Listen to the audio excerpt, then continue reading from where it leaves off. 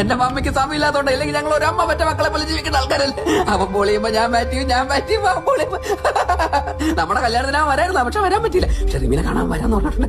ചക്കൂടുവാ പാവ. റിമിയ ലാപ്ടോപ്പ് ഞാൻ ഡിലീറ്റ് ചെയ്തോളാം. ഫ്രണ്ടിന് എന്താ ജോലി?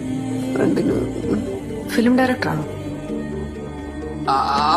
ഫോട്ടോ കണ്ടറിഞ്ഞൂടെ, തൊപ്പി വെച്ചിട്ട് നല്ല ഒന്നാമത്തെ ഡയറക്ടർ. അവന്റെ സിനിമ കഥയാന്നല്ല കേട്ടു. എന്റെ ദൈവമേ ചിരിച്ചിരിച്ചിരിച്ചിരിച്ച് അവസാനം ഒന്നും രണ്ടും പറഞ്ഞ അടിച്ചടിച്ചടിച്ചടിച്ച് എന്റെ ടീഷർട്ട് അവനെടുത്തിട്ട് അവന്റെ ചാട്ടി ഞാൻ എടുത്തിട്ട് നല്ല ഒന്നാമത്തെ കഥയല്ല. ലാപ്ടോപ്പ് താറബി പ്ലീസ്. ലവ് സ്റ്റോറിയാണോ? ലവ് സ്റ്റോറിയാണോന്ന്? അത് എനിക്ക് എങ്ങനെ മനസ്സിലായി? നല്ല ഒന്നാമത്തെ ലവ് സ്റ്റോറി. അതിൽ നായിക അവസാനം നായകനെ തേക്കുന്ന ഒരു തേപ്പുണ്ട്. ഇതുപോലൊരു നായകനെ ജീവിതത്തിൽ കണ്ടിട്ടില്ല. ആലോചന അവളെ ഞാൻ കഴിക്കട്ടല്ലേ ചപ്പ ചപ്പ ചപ്പ ചപ്പ. ഈ പടം എന്തായാലും കിട്ടാവും. ഞാനിത് പ്രൊഡ്യൂസ് ചെയ്താലോ? എനിക്ക് എന്താണ് റിമിയുടെ അഭിപ്രായം? I